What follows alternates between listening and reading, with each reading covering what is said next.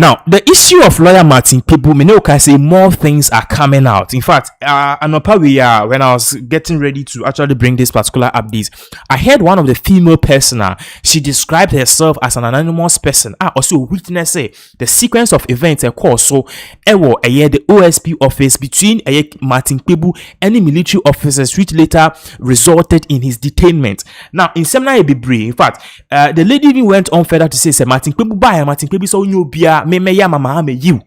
At a point in time, Martin Kpebu was seen insulting using the F word on military men. In fact, according to people, Martin Kpebu, that resulted in the officers who felt insulted to take this necessary action, which led to his arrest. But Martin Kpebu is out here again, and he is coming out with more bombshell revelation. According to him, he's detailing the sequence of events which ultimately led to his arrest at the OSP office Kisi Ejaben. And in fact, Niema Bibre then eba out. Into clearly, na quickly though, you could see in Simbia or the Tuja and what he's saying and what he's saying and what he said. Remember, I said Kisi Ejaben he's scheduled to appear in Parliament next week because Speaker Abangbabin, according to him, Niema na course teaching Kofono or dream one on Tiasie. I didn't tell Okasa because who Kisi Ejaben. The government actually contracted you to arrest people. What now, my friend is saying, Kenufurata, if you could him. After they do any break or citizens, so and normal people who are saying that they don't feel the appetite of your work. And even Abangbabin together with some NDC big wigs, almost like just say a inclusive office of the special prosecutor. And as a better still, let us merge it with the economic crime office. That's Iyoku. That is the best thing that a bit Marcus is here. Now, show this particular video involved. Lawyer Martin Kpebu, he was detailing the sequence of events which ultimately led to his arrest. Babaka, we will continue with more updates concerning all of these issues right here on this particular platform. Good. So let's go to just that part. You see, we had to move. You see me beckoning.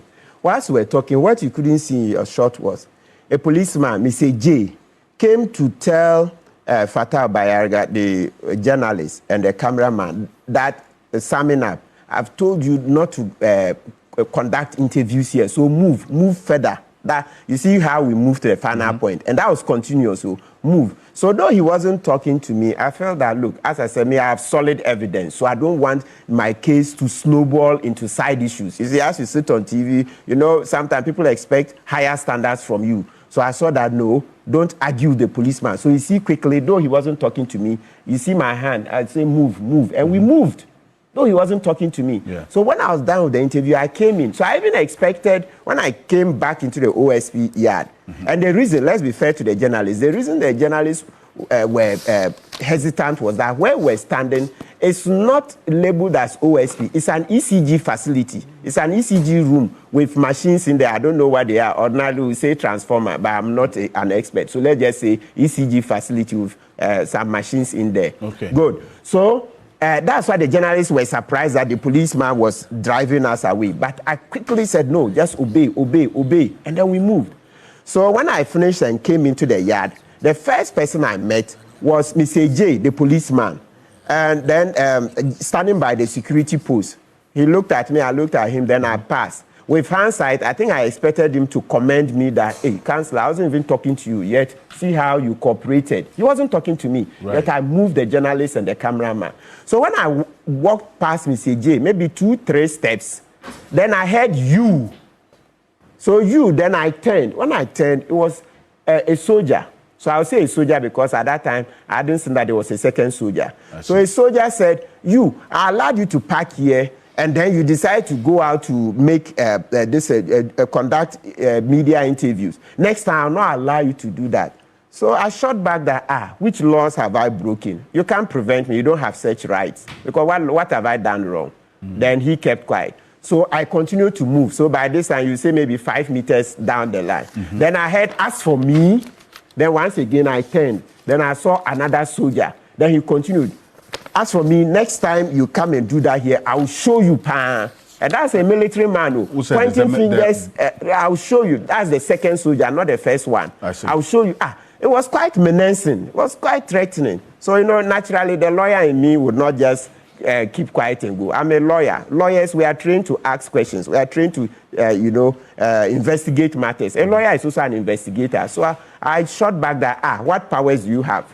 A lawyer is an investigator. Somebody is telling me that next time I'll show you, you say, I want to say, I'll show you pepper. Yeah, that's Ghanaian English. I'll show you pepper, right? So I tend to say, what powers do you have? You can't do anything. And instead of him to show me the powers, what law, etc., the next thing I knew, he said, I'm a stupid man.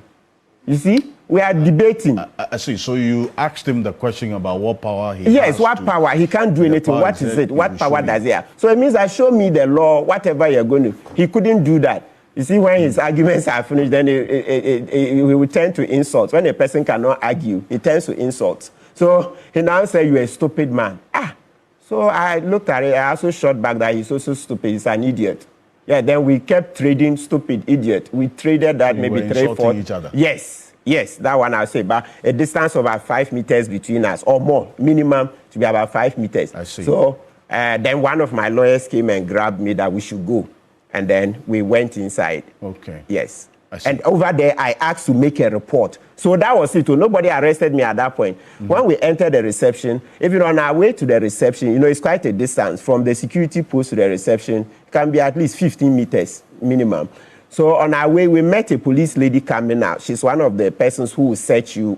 So she will search females when you get into the reception. Okay. And I told her, Madam, I'm coming to lodge a complaint against these soldiers. But she said nothing to me, and she walked towards the soldiers. So I entered.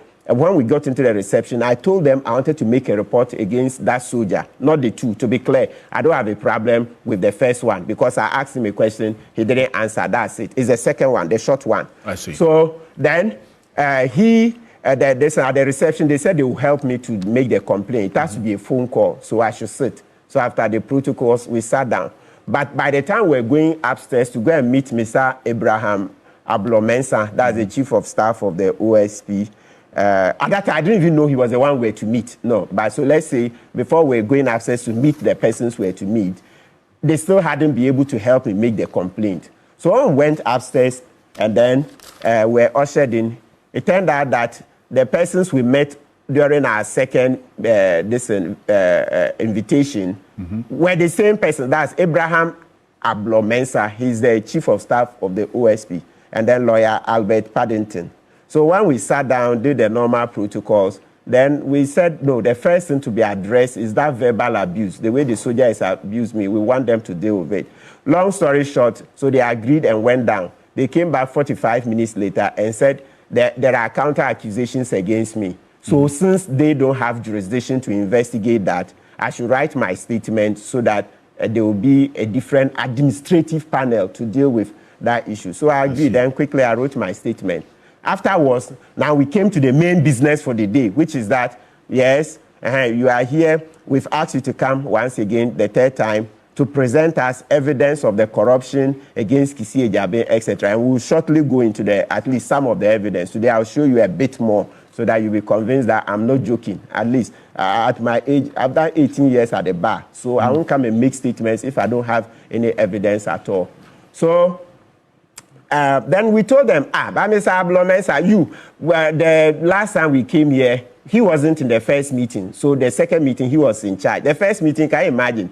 As part of their incompetence, the first meeting we went to, OSP brought Albert Akrugu. Albert Akrugu that are accused of conflict of interest, etc. And right now, there's a petition against him and Kisi Ejabe Ashrai. OSP presented Albert Akrugu as the man leading the charges to collect my information to go and investigate. So you had concerns with that and you raised some of the Yes, I said, Albert Akrugu, you're a lawyer, you should know. How can you come? I've named you already, so you can't. Then that's how come the first meeting ended. And then we also said we needed an independent body. You can't, you, Albert, you are a subordinate to Kisi, and the other officer on the first day is also a subordinate. So that's how come the first day the meeting ended, because they were not credible. I mean, they are not the credible persons to take my information. Then we came to the second meeting a week later, about a week later.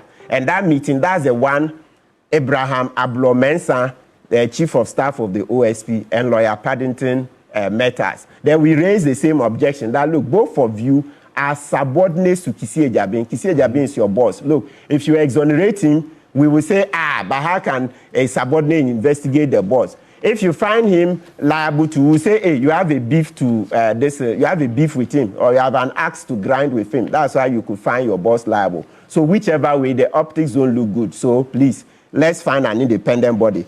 So it was at the second meeting, not this Wednesday, that we pointed out that, okay, breaking it down in simple English, maybe let us meet the board. At least the board on paper are supposed to be independent of the special prosecutor. I mean, because they are not employees, that angle. Right. So that's for starters. But if we met the board, we would come and tell Ghanaians, these are the people we met. And if it turns out that Ghanaians know that, hey, this board member, he brought 10 people to Kisi Ejabin to employ there, etc. If we find out that they've begged favors from Kisi Ejabin, we'll disqualify them. Okay. So me, I know what we're doing. At least I'm a lawyer. You investigate step by step. Right. So we're willing to meet the board. Then they said, okay, we should go. So that was the second meeting. So when we went the third meeting, it was still the same lawyer Paddington and Mr. Abraham Ablomensa.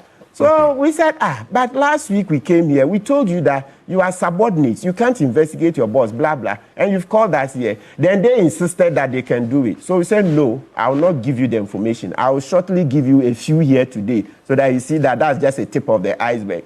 So they said, no, they would not, for them, it's been decided that they should investigate what concerns the OSP, not the special prosecutor. To be fair to them, they now showed me the distinction that they are to investigate the matters concerning the office, not the special prosecutor himself. So I said, no, most of my allegations are against Kisi Ejabin, and that's how, and those allegations, because when the board, you see, the boss of an institution is the #1 ambassador. So though, like for Ghana, there are ambassadors properly so-called. President Mahama is the #1 ambassador of Ghana. So the head of an institution is ambassador. So when there are allegations against him, it affects the institution. So this distinction is like what we say, a distinction without a difference. So please, no, the value is the same. Okay. So that was the end. We said we'll not give them the information. Then Ablomensa stepped out and came back 15 minutes later with the policeman to arrest me. I see. And that was... And we will soon show that they had no power to arrest me in this instance. OSP. And they arrested you and took you where? Yeah, so then they didn't even tell me. I didn't even get an opportunity to call my family. Handcuffed me. But before then, look, let's give 1 minute so that you see the sequence. Before they handcuffed and took me away, what happened was that Ablomensa went out and came back about 30 minutes later and said, that's after the arrest and after I'd written my statement. I wanted to obey quickly because that way you get bail. Kofi or ADG, you are here. If you cooperate ordinarily, you get bail. But if you argue too much, then you argue, they'll come and tell the public that when they sought to go through, every lawyer knows that if they say they will arrest you, the next thing after that, generally, though it's not written in hard law, is that write your statement. But if the police are very busy after the arrest, they can grant you bail and then you write your statement later. But this one, you could see that they were on a mission, so don't argue. So I just told the lawyers, come on, let him do the arrest quickly. The policeman was at one. I said, come on, let him come and do. Well, I presume he's a policeman. He's yet to. I'm yet to know. So let's say the OSP officer. So I said, come on, come and do it quickly, so that I write my statement, so that I can ask for bail. So we didn't argue at all. So you see, that's Kpebu. No, you should know when to argue, know when to pick your fight. You don't just fight anywhere. You are in their custody. I mean, yes, practically in their custody. You won't get out, even if you argue 1,000 times. So quickly, he came and then he touched my shoulder. You are under arrest for so obstructing an officer, blah, blah. Then the rest, you to paraphrase, they will say, you are not obliged to say anything, but if you say anything, it will be written down and then presented in court as evidence against you, blah. So when they were done, they said, hey, yes, write your statement. Then quickly, I wrote my statement. So after the statement, grant me bail. Then Abraham Ablomensa said he's going to consult. Presumably his bosses. He's going to consult. So he went. Alberta Kugu, Samidaku, and then Kisi Ejabin. So he went and then came back about 30 minutes later and said, yes, okay, they've agreed to grant me bail. But the condition is that I should bring a property in my name, landed property, in my own name. So it looked very ridiculous. I burst out laughing when I heard that condition, similar to Paul Adumotri's landed property in your name. Yes. You see how life, a few months ago, we're on Paul Adumotri's case. Somebody said, you see, now a few months down the line, Kpebu, you see, they've given you the same condition. The abuse of Kisi Ejabi and the OSP. So quickly, what happened was that, it looked very laughable. That, a soldier abuses me, I also reply, and now you're saying I should bring landed property. So we said, oh, please vary the terms. Then he said, okay, he will go and consult. He went and came another 15 minutes. You see the delay tactics. He came back another 15 minutes on variation of the bail terms and said, no, they are not willing to vary. So by now, it was around 6:10 p.m. So once I saw that they were not willing to vary, fortunately for me, I've always had an indenture in the office for the past 4 years. I know where it lies. So quickly, I told one of my lawyers that I should go to the office. And my office is just, even if you are walking, about 10 minutes walk, if you are walking from OSP to my, so it's close. If you are driving, it's less. So quickly, Marcel Bia went to the office. But as soon as, when Marcel left, then Ablomensa went out again. He came about 3-4 minutes later to tell us that even if Marcel Bia brings the indenture, they need to verify it. And since it was past 6 p.m., they can't do that Wednesday night. So they would rather send me into custody and continue tomorrow. Then we said, Ablomensa, Martin Kpebu, I'm always here. If you want to find me, you find me TV3, you find me in court, you find me in my office. OSP, you know my office, you've been delivering. How can I run out of Ghana because a soldier insulted me and I insulted? Hey, look, you see there. Mr. Kansi, are you surprised that they are, they did this? And I'm not surprised because people who could allow Ofuriata to travel, they didn't know how to blow their whistle, do a common press statement. Ghanaians, Ofuriata is about to flee Ghana. Kisi Ejabi who couldn't do that. I'm not surprised that Ablomensa couldn't reason that I would not abscond. So he said even if Marcel Bia brings the indenture, it can't work. So he told Mr. J, the policeman that I obeyed very well at the beginning, he told him to handcuff me.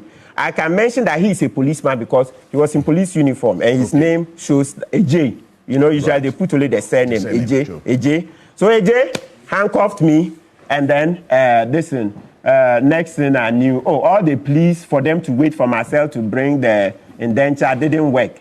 So then they took me downstairs. To add insult to injury, what they did was that the first soldier whom I asked the question to show me his authority for saying next time. The one you exchanged your insults with? No, the first one. The first one.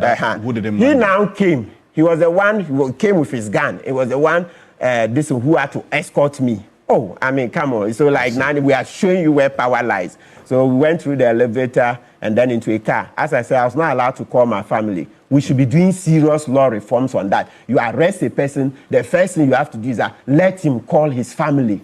Let him call his family. It must be law. To be aware of what your whereabouts. Yes. Because I think that even... But they've not put it in hard. Because you and I went to law school, we're not taught, maybe today if you ask me, I can't find it in the law. So bring it more prominently clear that when a person... We are doing that for juveniles. We are doing that for juvenile justice. I've seen a draft bill where it is stated that allow the person, they should call the family. This one, so straight to the middle of nowhere because they didn't tell me where we were going. Then we sat in the car. So I protested that no, I don't see what soldiers are doing in OSP. So I can't have the soldier escort me. So when we got to the gate, Mr. J, the policeman, who was now the driver of the car, asked the soldier to get down. And then they brought a policeman. Hey, if you saw him, he's like the two soldiers combined. You see the way Ghanaians are fixated. Huge, tall, thick, tall. Now say Bermani. You know, we are so fixated about soldiers. If you saw the policeman, you see that, yes, like what I've been telling you. You know, in the police, they also have SWAT team. If it's strength you are looking for fiscal power and the rest. I'm telling you that policeman is twice. He's the soldier, the two soldiers combined. Is that one policeman? So they didn't tell you they were taking you to a They didn't tell me. Then they started driving. Driving, maneuvering through the traffic. Then it got to a point, once we got to Ridge Roundabout, there's a certain road leading to BNI headquarters.